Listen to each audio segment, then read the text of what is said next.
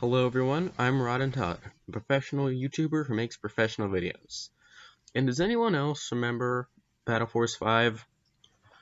It was one of those spin-off Hot Wheels toy lines made by Mattel in the 2000s. It got its own cartoon and its own toy line, which is stupidly expensive on the aftermarket. I feel like I'm the only one who remembers these. So a brief history of Hot Wheels cartoons with tie-in toy lines. In 2003, we had Hot Wheels World Race, which got a feature-length CGI animated movie. Here's the R2 from the toy line. And then in 2005, we got Acceleracers, a sequel series to World Race, which got its own fully animated CG TV show with 4 movies and a bunch of shorts. Here's Power Rage from that toy line. That's one at a flea market for like 50 cents. And then after that, Hot Wheels was kind of quiet for a while. And then in 2008, 2009, around that era, we got Hot Wheels Battle Force 5, which was, unlike the other two, which is basically just a bunch of movies, a fully CGI animated show with 2 seasons and way too many episodes. And it was your basic plot for a Hot Wheels cartoon, a bunch of people driving in supercars to save the world from villains who want to destroy the universe or whatever. And Battle Force 5 also got its own toy line. But unlike Acceleracers, which is pretty much entirely in the 1/64th scale, Battle Force 5 produced 1/64th scale cars, 1/32nd scale cars, I think, and then bigger cars which came with driver figures. And as a kid, you wanted the big ones because they came with the driver figures, but you bought the 1/64th scale ones because they could work with your track. I know I have a couple of the big ones, and at least one of the... Okay, he's over here. I have one of the 1/32nd scale ones. I'll talk about that in a bit. But it was certainly a different toy line. I don't know where my bigger cars are. I know I have them somewhere, but I'm not gonna bother getting them out. So Battle Force 5 was a toy line of 1/64th scale cars. However, unlike World Race, which was existing cars with brand new decos, and Acceleracers, which were brand new cars but then were later re-released in different colors as part of the basic line, Battle Force 5 cars were only released once in the Battle Force 5 toy line, making them stupidly rare and expensive, especially the later releases. We'll talk about those in a bit. Here in the States, the first wave of Battle Force 5 toys were readily available. You could find them in basically any toy store. You could find them in Walmart and Target, Toys R Us. But then the second year of the toy line, I don't know if it was only released in Europe or Asia or whatever, but you could not find those anywhere in the States. And even to this day, you can't find them anywhere. No one wants selling them on the aftermarket. There are pictures of them, but no one's selling them. Even 10 years later, it's bizarre. So, I guess we can talk about the first wave ones and the second wave ones I have managed to acquire. I guess we'll start here with the good guys. Battle Force 5. And I actually do have the card backs of these, or at least most of these anyway. I'm missing a few of the card backs, but I kept most of them. So we'll talk about the leader. This is the Saber. Its driver is Vert Wheeler, the same driver of the R2 and Power Rage. That's why I showed you both those cars. And anyway, in Battle Force 5, the cartoon, there was no implied connection. There were no subtle hints that it was the same Vert Wheeler. He had the same color hair, but that was really it. It didn't mention the Acceleracers or World Race cartoon. However, you can make your own assumptions. I know at one point I even had a handwritten theory as to how World Race and Acceleracers and Battle Force 5 are all interconnected. But whatever. Here's Saber. It's basically the leader's car. And as you can see, it's triangular, Now in the show, this front point was a lot, I don't know, longer. Like it came to a finer point, which disappointed me as a kid because it was like this. I'm assuming it was for safety reasons, but whatever. I do have the card back. In the back of the first wave cards, there's a very glossy. As you can see, the front here just kind of had this blue explosion background, and it has an advertisement for the show. Watch the battle only on Cartoon Network. And then the back side here, again, these are in bad shape. You got to consider I was like, well, this isn't 2009, so what? I don't know. So it has some bios for the driver, and it also talks about the car. So driver, Burt Wheeler, Battle Force 5 leader and the fastest driver on the team, role model to the rest of the crew. And he wore red. They all wore these like really cool looking combination battle armor driving suit thingies. And then the vehicle, Saber. Incredibly fast first strike vehicle, used like a sword. It features a rotating cockpit and double-sided drive capability. And I wish I had a piece of track out right now to show you. This is like my fourth take of this, because I kept forgetting to get out different vehicles. But Saber can roll on both sides here.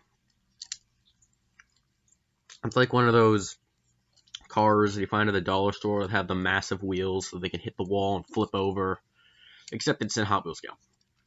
And did I mention I abuse these things? Surprisingly, this side here is in pretty good shape, but you turn it over and yeah.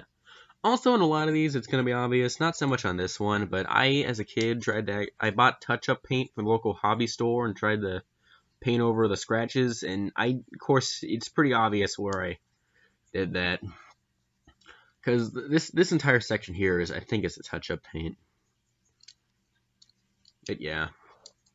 Also, something of note that kind of confused me as a kid. You know, on the cross-cell here, I don't know what's coming out on camera, but the Saber, it looks like a flat red. Whereas here, it's obviously a metallic red.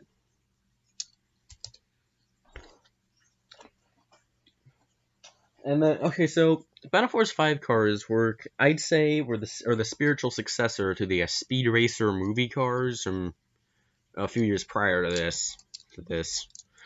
And the Speed Racer cars had weapons, like peg-on weapon systems that you bought with the single-packed cars that could be put on the underside of the car to represent like the cars using their illegal weapons in the film, like they did in the film.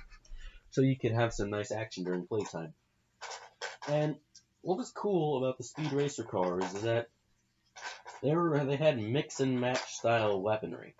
Give me a minute. I got all my weapons here. And see, the Speed Racer cars, each one came with one set of weapons, be it the little jumpy thingies or claws or saws or whatever.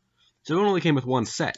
But on the bottom, they had multiple sets of holes. I don't know what's coming on camera, but you can definitely see the ones on the side. So there's one on front and back too. So you could attach up to 4 different weapon systems. So you could just take a bunch of them from the different cars.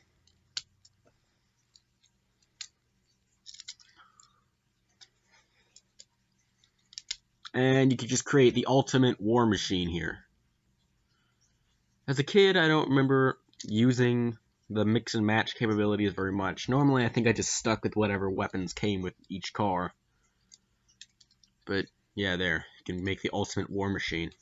Whereas with Battle Force 5, the weapons they came with, they had the same peg-on weapons, whatever, but they were specific to each car. You could not mix and match them. So Saber here came with 2 different weapons. Well, if you could call them weapons. He came with this red thingy, and he came with this black thingy. And these attached to the top of the car by 2 holes. And you just kind of plug it in there.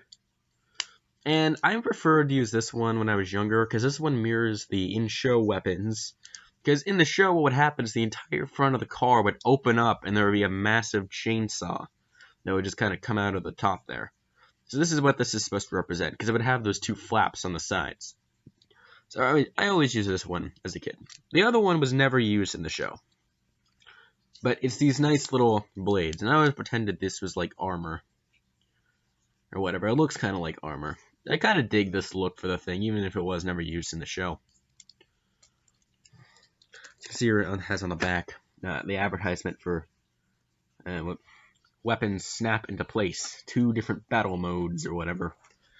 And also on the card back, you'll notice, I don't know how you can notice, but this saber has a different coloring than this saber. That's because they released variants. Now, I don't have every variant because I wasn't interested in these as a kid, but I bought this one because it was on sale at my local Target, and then I later bought this one because I wanted an in-show version. Also, they released a DVD of just the first episode with a special silver version of the saber, and I lost that. I could have bought it at a flea market like a year ago, but I didn't. I kind of regret it. But here's the gold saber. And you notice, this thing is pristine, because I never played with this as a kid. I don't even know why I bought it. But yeah, there's no paint. Oh, well, now there is. There's no paint scratches on this thing anywhere. But the axles are in good shape. The wheels are not destroyed. I remember I would use this as a secondary unit called the Saberling. It had identical weapons, just cast in different colors. It had this, but in orange, and I don't know where that is. And it also had the silver version of the little armor, whatever. See, I had the red one in orange, and I don't know where that is. I know I had it, but whatever. So there's that. There's these. And they marketed these as special. Yeah, that's a paint scratch. Dang it. They marketed these as special Battle Zone editions. And battle zones were like the arenas / entire planets that they would fight on. So anyway, there's Saber. It's gonna be a long video already. It's only been 11 minutes, not just one. Okay, moving on. We have the Chopper. This is the only motorbike. Well, not the only motorbike, but one of the only motorbikes released in the line. I guess that's more than one can say for Acceleracers, which even though each team had their own motorbike in the line, none of them were released as Acceleracers, and only one of them was actually released as an official car. So Chopper was a motorbike. I know I have the card back for you here somewhere. Its driver is Zoom Takazumi, martial arts expert, thrill seeker, youngest member of Battle Force 5. He's the stereotypical Asian guy, which of course makes him a martial arts expert. And he has vehicles, the Chopper, stealthy fast, can navigate tight spaces and hover with wheels that split into blades. The one would be in the show is that these 4 wheels would like splay out like this. It would all they're moved to the sides ish, and then they would spurt blades, which then the Chopper would use as VTOL propellers so that it could fly. It's impossible to replicate the actual toy. This is another one which had kind of modular weapon systems, 2 battle modes there and there, and these were never used in the show, so I didn't use them very often, but we have Battle Mode 1, which is these thingies, and they plug into the bottom. I called these back blades as a kid, because the sharp point was at the back, and I was like, okay, you could slice with these, but only at the back. I don't really know what these are used for. And then Battle Mode 2, give me a minute. I'm gonna get these out, plug these back in, or plug these into the bottom there. Were these cool little guns with these fin thingies. And these are golden. The big toy, I mentioned they had like 1/32 scale and the bigger ones with figures. I know I had the big one of this, and it came with silver versions of these guns and actually fired missiles, but they broke very easily. Also the big one, it could replicate the flight tech or whatever. This one definitely took a lot of abuse, and I don't know why. You can see where all the paint is missing. This is even more abused than some of my toys in the old Cars film. So this is Chopper. Now we have the Tangler ATV. I never called it the Tangler ATV because in the show they just always called it just the Tangler. So I always just called it the Tangler. And it's this big thing.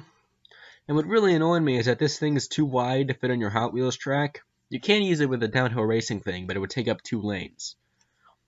So yeah, this is always cumbersome because you can never use it on the track, which sucks. Also, you'll note that I don't know how well it's coming out on camera, but right here on this rear one, the metal is cracked all the way through. Ouch.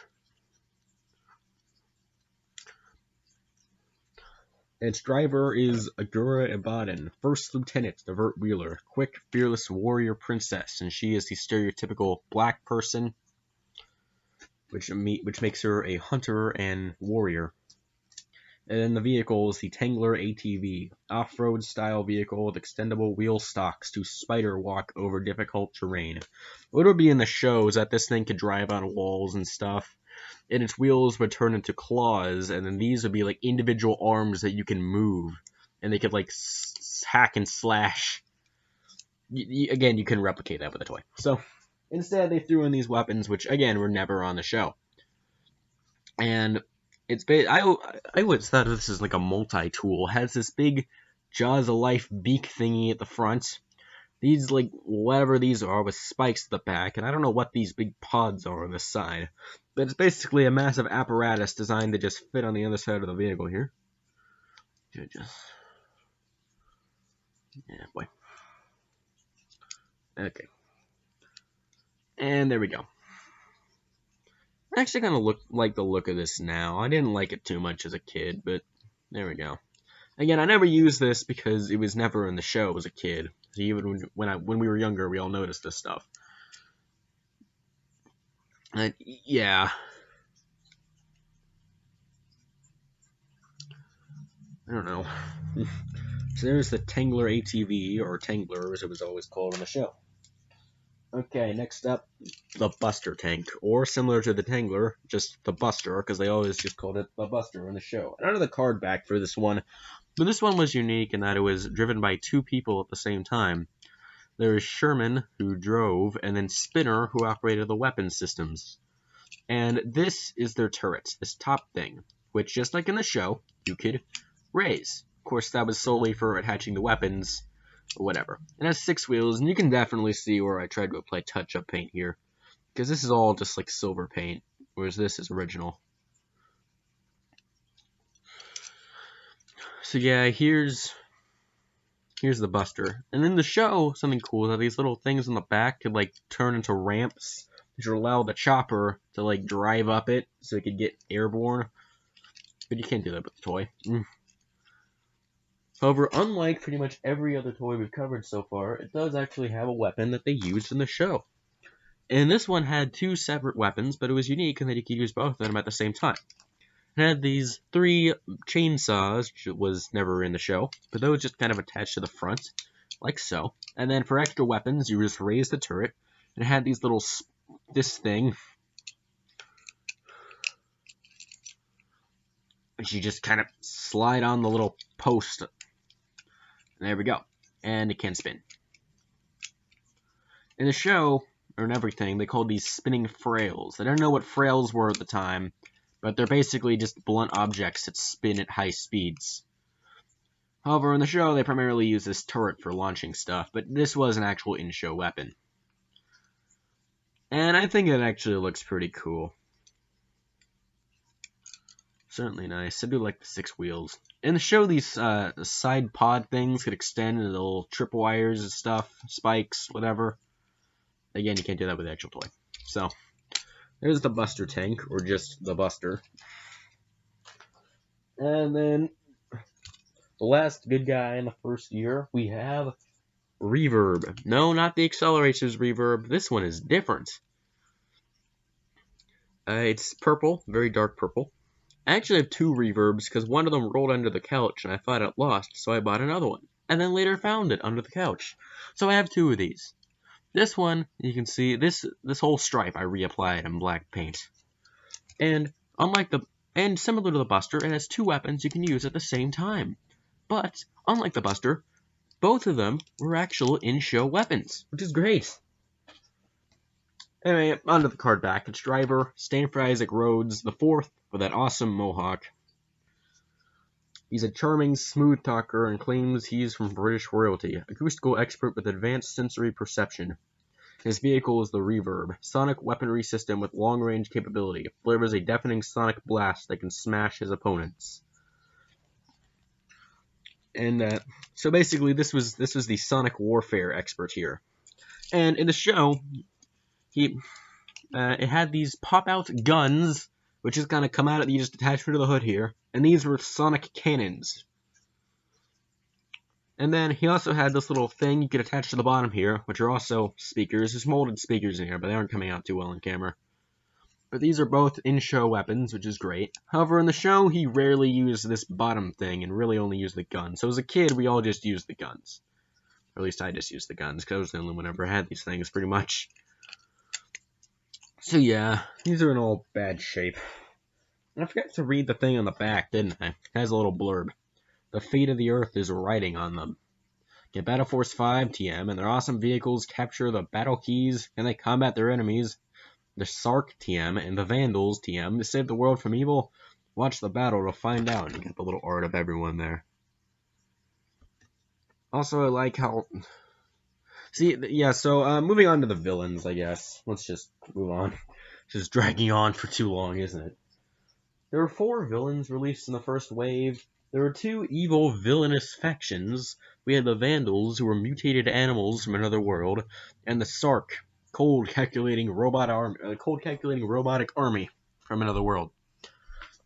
And I think, at least according to the back of the playset, which I'm going to show you later, the box, they did produce cars for every member of the team, but the last Sark car and the last 2 Vandal cars are, again, extremely rare and very, very hard to find.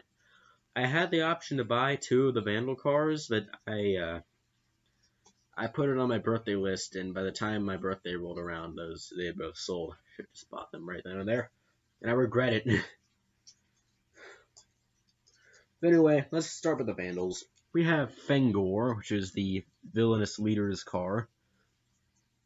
This was driven by Captain Callus, the evil mutated lion thing. And I never knew what this was for as a kid. But I don't have a card back for Fengor. Wait, do I? No, I don't. Okay, whatever. I don't know the card back for Fengor. But Fengor did have weapons, which, again, were never in the show. Fengor's main gimmick was that this pointy thing here was actually a big spear that could just shoot out. But again, it's possible to replicate that in a 1/64 scale car, so we're going to have to throw in some generic weapons. So first off, we have these claws, which I actually like. These look cool. I really actually do dig the weapons that come with this car, even if they were never in the show. I mean, I never did use them as a kid, but whatever. And you just kind of, they tab into the little, this thing at the top. And so there we go.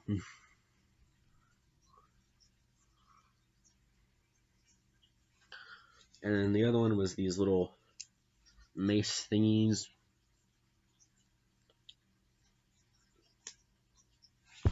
There we go.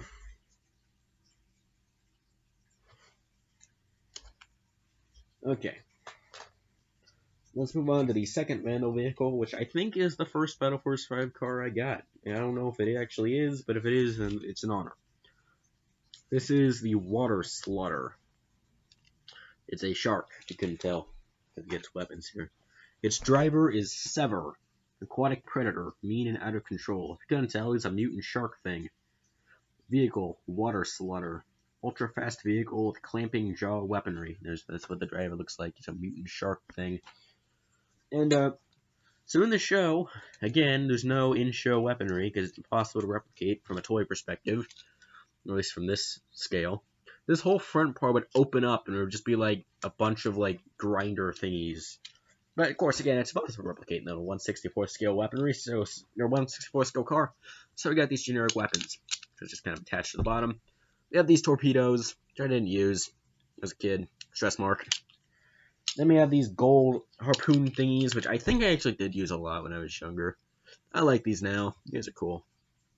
No stress mark. Also something that bugged me as a kid in the Water Slaughter. This looks like it's made of translucent plastic on the card back, but it's clearly not. Production toy. Bizarre.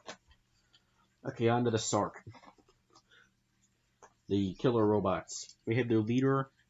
The leader's car. This is the Zelix. This ain't the racing drones, kiddies. These are the Sark, which I always called the Shark as a kid because I didn't know how to pronounce anything. The driver is Zemmerk, evil leader of the Sark. That's all it says. In his vehicle, the Zelix, sleek, high-tech vehicle outfitted with dark matter energy blades. That's what it looks like right there. Now, I do have the weapons, but it's made out of transparent plastic, which means it's gonna eventually break. One of the pegs is broken clean off, and one of them is about to break, so I'm just not gonna put these on. But basically, they would attach onto your car, and they would be this massive apparatus. It's almost impossible to get out without breaking it. I have two Zulix as a kid because my earlier one's weapon snapped clean in half. And also, both pegs got stuck in the bottom, so I have two of these. Last vehicle in the first wave that I have. This is the Zentner, and this is an army builder car. This is meant to be an army builder, but I only bought one. It's called the Zentner. Its driver was a Zerk soldier, or at least Zerk, as it was just called in the card bag, I think. And they were like your generic troops. So yeah, this was technically an army builder car, kind of like all the racing drones were, but I only had one. Also, I think this vehicle still has dried cake frosting in its wheels, because I used some of these as cake ornaments as a kid. I told you I was stupidly obsessed, right? I don't have the card back with this one either, but its a weapon was these little things, which are also made of the same transparent plastic, but they aren't broken, so you just kind of attach them onto the top, and they look really cool. And at the beginning of the show, they didn't use these, so I'm like, this ain't in the show, I'm not using this, but then later on, they actually just start using this. So, weird. Anyway, it has these little stabby thingies on the front. I dig it. So that's the entire first wave cars, as far as I'm aware. Again, there are the super rare ones, but okay. Moving on. The playset. There were a bunch of track sets, but I don't have any of those. But I do have this massive playset. Ladies and gentlemen, the Mobius Command Center, or the Moby, as they always called it in the show. And in the show, this was like a mobile repair center, command center thing, which had a whole bunch of like technology and stuff inside of it. And it could house all 5 cars inside. And the toy can't actually do that, so that's good. This thing splits into 2 halves for convenience. First half, I like to call the launcher half. You just open her up here. And inside, it has this launcher thingy, which when you pull it back, automatically opens the door. Which I always found cumbersome as a kid, but I like it now. It's nice. And to this day, I honestly still don't know how they made this work. It also has this little removable repair tool, which I didn't even know was removable until I had gotten out of this franchise.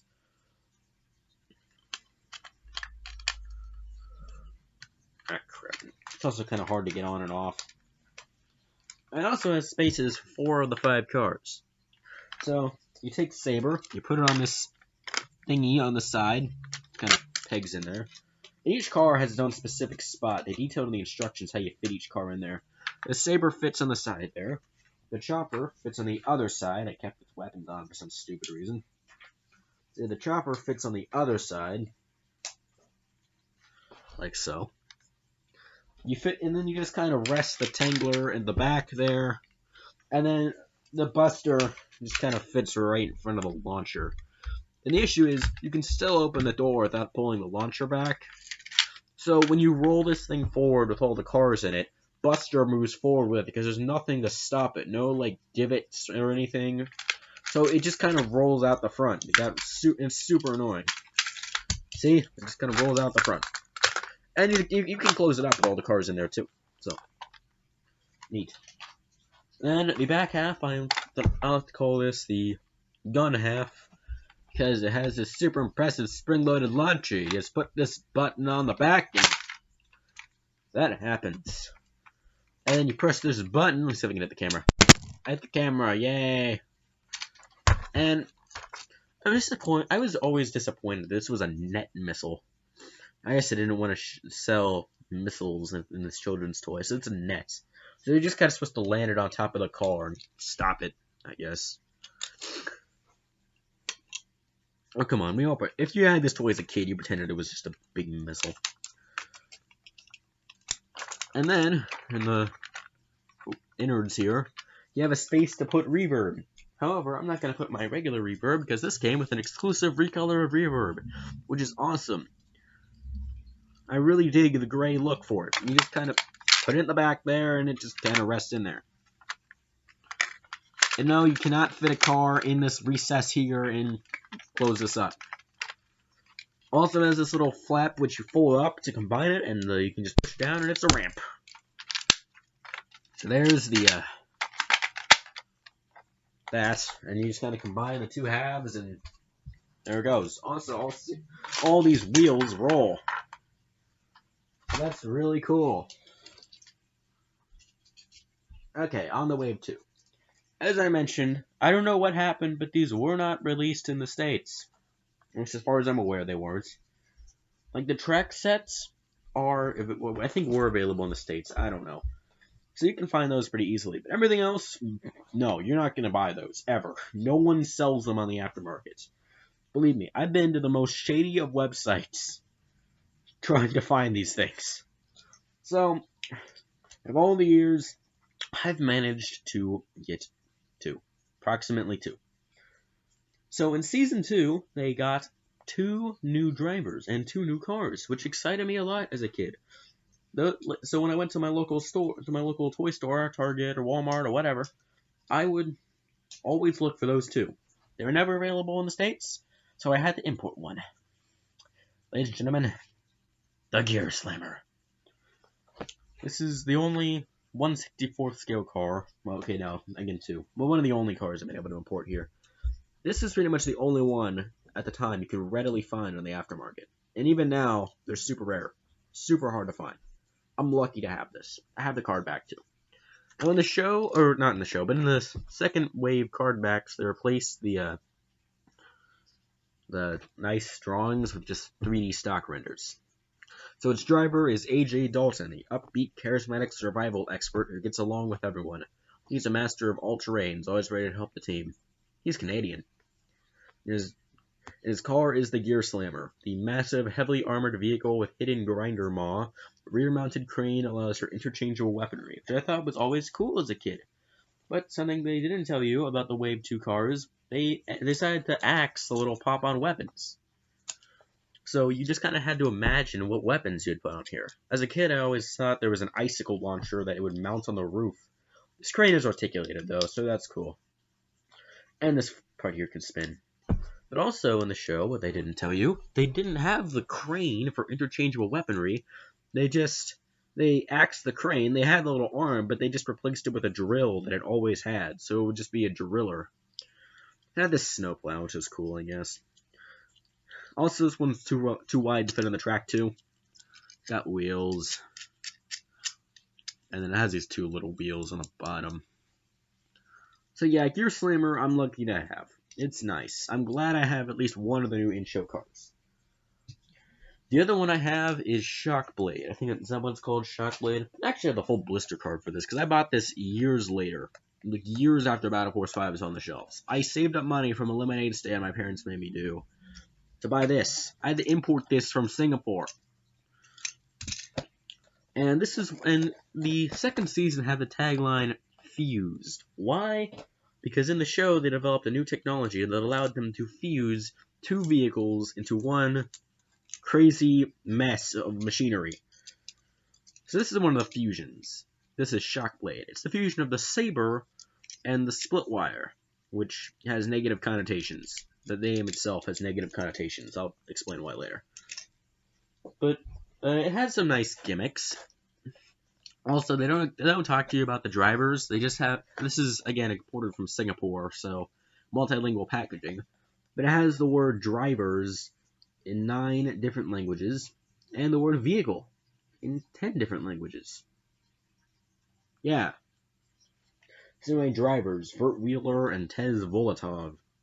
Vehicle, Shockblade. And the fusions were unique. They had individual little gimmicks. So the Shockblade has wheels on the top, one on the bottom, and it has these 2 spinning wheels on the sides. And you could rotate these. These are on little hinges. And yes, this one does sound like you're going to break it. I'm sorry. And so you could roll it on its side. You could mix and match the little positions here. And add this little raisable artillery piece with some molded detail in there. So there's Shockblade. This thing is too long to do anything. This is massive. Here's a comparison to a 1/64 scale car. Yeah, this thing is massive. So, yeah. This one's kind of strange. And you can't really use it on anything, but then again, a lot of Battle Force 5 cards you can't use.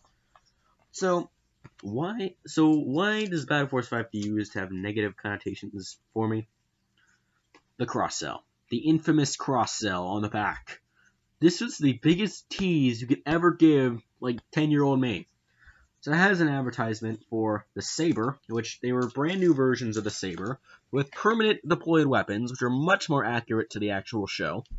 Prime Evil, which is a brand new Vandal car. That's one of the ones I could have ordered on eBay, but didn't.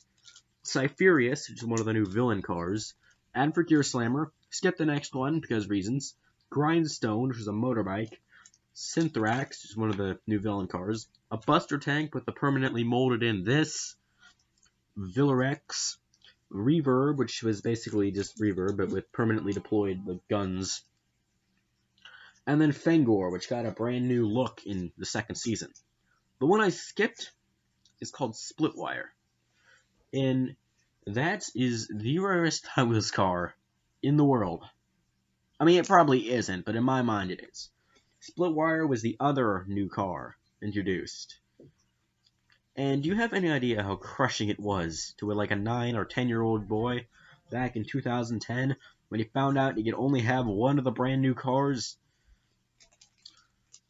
So I've done some repurposing. I remember I bought a Barbaric from my local Dollar Tree. It was in the same kind of color as Splitwire. That was my Splitwire. Nowadays, I use Carbonic in a black version of the Mitsubishi Double Shots because those look really cool next to the rest of the Battle Force 5 cars. Like, I used the first edition's Carbonic, but whatever. So Splitwire, I've searched for years on eBay, on bootleg websites. Nothing. Nothing. The only thing I have is this crappy McDonald's toy, which actually, by the way, does fit in the launcher of the Moby Command Center thingy that I showed you earlier, by complete coincidence. But yeah, all I have is this stupid McDonald's toy, which I have like 50 of. So the Splitwire, curse you, Splitwire. Stop eluding me. Like, I don't even care about the rest of the other cars. Just give me Splitwire, internet. Anyway, there is another blurb on the back. Guess I'll read it. Saving the Earth just got harder. After unleashing the most menacing enemy ever known, the Red Sentients, Battle Force 5 TM faces all new challenges. Will new team members and the ability to fuse two cars into a superpowered weapon give them the strength and power they need to defeat the Sark TM, the Vandals TM, and this deadly new enemy? Find out on Cartoon Network. So while we're at it, we'll talk about the McDonald's toys. There was a McDonald's promotion. Gosh, it's almost 40 minutes long. I'm sorry, YouTube. But yeah, this was like a thing. They released some for the first year, which had these little driver figures. I have my Zimmer, but I don't know where any of them went. I had all 6 of them. There was a Saber, the Buster Tank, the Reverb, the Zelix, the Fengor, and the Water Slaughter, which all had these little driver figures, which that's pretty much the only reason I bought these, for the freaking driver figures. But whatever now, mate, no one cares. So then for Wave 2, they released some for the Fused line, which they released versions of Splitwire and Gear Slammer, which were my Splitwire and Gear Slammer up until I imported the Gear Slammer. I had all of these, but I don't know where my Gear Slammer or my Sonic Slash went. Like, I honestly can't find them.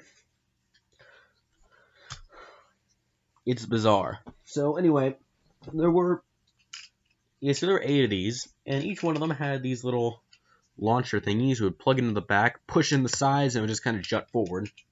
And this was modeled off the battle keys, these artifacts I had to get in the show, which I appreciated. I loved these as a kid because you could use them with your whatever, except they're massively out of scale, of course. So each one had a specifically colored one. Just get these all out. So we have a red one, this electric blue one, this orange one, purple, black, yellow, and I know there's also the 2 I'm missing are green and like a muted blue. And also in to tie in with the fusion gimmick, you could disassemble each car and mix and match the front and back halves, which could lead to some pretty interesting combinations. So let's just go over these. Here's the Skyknife. It's a fusion between the Saber and the Chopper. The Split Wire, I've already mentioned. The Cypherius, which is one of the new villain cars, which you can fuse with your hero cars for no good reason. The Synthrax, who worked with Cypherius. Separate that. I like the Synthrax. It looks cool. Shatterbolt, which is my favorite fusion of the bunch. It's between Buster Tank and Splitwire, because of course. But it really just looks like a great Buster Tank. This is only used in one episode of the cartoon, and it was the last episode of the cartoon. But it is my favorite fusion.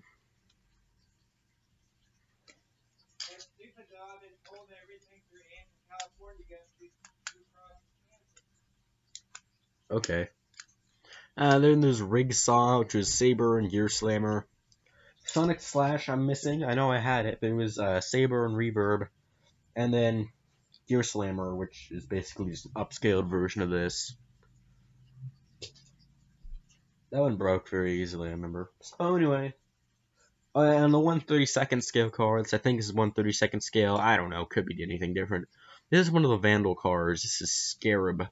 It was driven by Hatch, an insect creature. And the 1/32nd stuff had spring-loaded gimmicks. And you would push this button, and it would just kind of stab. And this was actually an in-show weapon, too. We had this little arm that would just kind of stab. I really liked this one as a kid because it wasn't available in the 1/64 scale, at least to me. You know, apparently it is, because there's pictures of it. But there we go. So, Battle Force 5, final verdict. It was the best of times, it was the worst of times. It was the best of times for me as a kid. These were great toys, and I liked them. I liked the weaponry, and I liked the... Well, I don't know, I really just liked playing with these as a kid. You could slam up against each other for hours. It was the worst of times, because it was a very cringy time in my life. The things I did with these cars, like, I don't want to disclose, but it was... I did some of the weirdest play scenarios you could ever imagine with these frickers.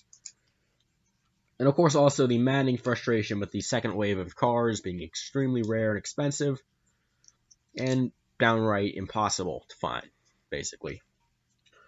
So, Battle Force 5, I love you. You were an instrumental part of my childhood, but at the same time, try to be less rare and expensive. Yeah, I hope you enjoyed this review. I know this is a very, very long video, and I'm sorry, I didn't intend for this to last so long. But, thank you, and thank you for watching. Like the video, subscribe if you're new, and this has been Rod and Todd, signing out.